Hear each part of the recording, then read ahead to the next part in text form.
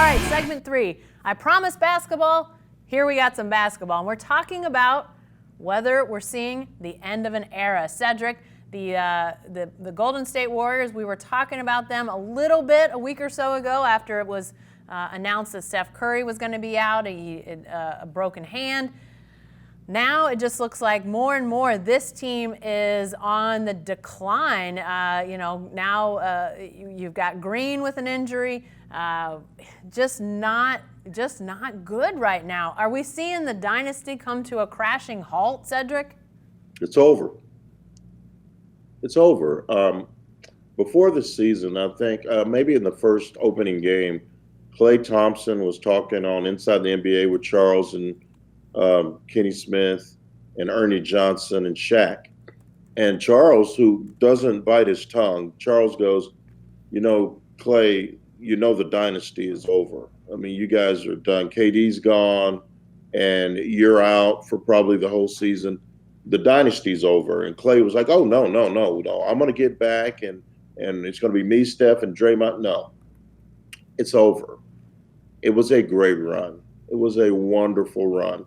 They'll still win some games, but do you really, didn't I ask you before the season, Jen, do you expect Steph Curry to play 75 or 80 games? Yeah. I didn't. Yeah. He's already hurt.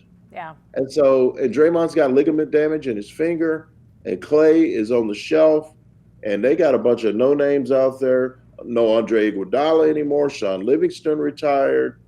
They are not the same group that they were a must-watch when these last 3 or 4 years.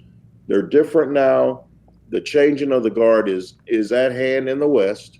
The Lakers or the Clippers are going to win the championship, and that's just how it is. Yeah. The Warriors had a wonderful 6-year run, but when Klay comes back and when Steph comes back together, they're going to be a year older, and they're not going to be able to recapture that magic. I think LeBron James in these next 2 years, if he stays healthy, either he or Kawhi are going to win these next 2 championships, or they may split. But I think Golden State's title reign is at an end.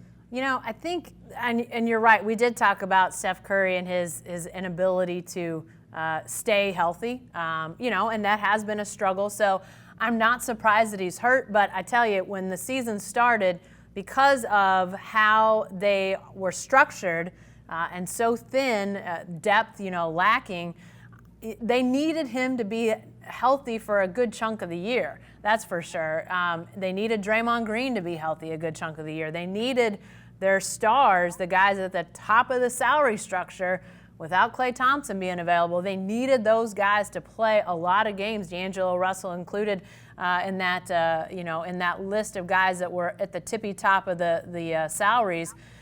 And now, you've got 2 of those guys already, having injuries, being out. So I do think it does not bode well for them. Now, in another year, Klay healthy, Steph healthy, Draymond, somewhere back to serviceable. It'll be interesting to see if they get to that point, and is D'Angelo Russell, is he even around anymore? I think D'Angelo Russell was a guy that a lot of people felt might not even make it to the trade deadline this year because he didn't really fit their outside shooting, just how much they like those combo guards, those swing men to be really great from outside. He's more of a slasher. So whether he was going to be around now, I think they almost have to keep him. If they don't, it might be a situation where they deal him for multiple players just to have more guys on the roster, just to sort of Band-Aid it together.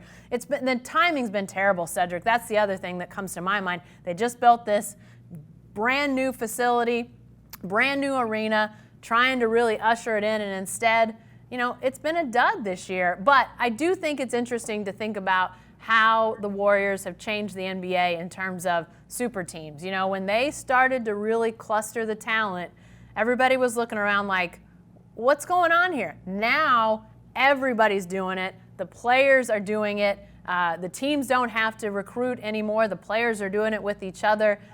That legacy, beyond the championships, Cedric, that's going to remain for a really long time. It has changed the face of the NBA. You're so right about that. And you talk about timing. I saw a thing the other day. I read that Kevin Durant, Steph Curry, and Klay Thompson all got hurt within like the last 6 games that Golden State's played, dating back to last season. So when it rains, it pours. Yeah. But yeah, they made their mark. They made basketball so fun watching them. They changed the way the game is played. They didn't mind saying that we're going to shoot 43s a game. And they were built from the draft. I know KD came aboard, jumped on the bandwagon, what have you, but they were great before KD got there. And Steve Kerr, as long as he's still coaching, they're going to be a quality product. You know what, Jen? If they win like 40 games and lose 42 or worse, they may end up in the lottery. Yeah. The West is loaded. They may end up in the lottery, and who knows? They may get a #1 pick. You never know how this thing could work out.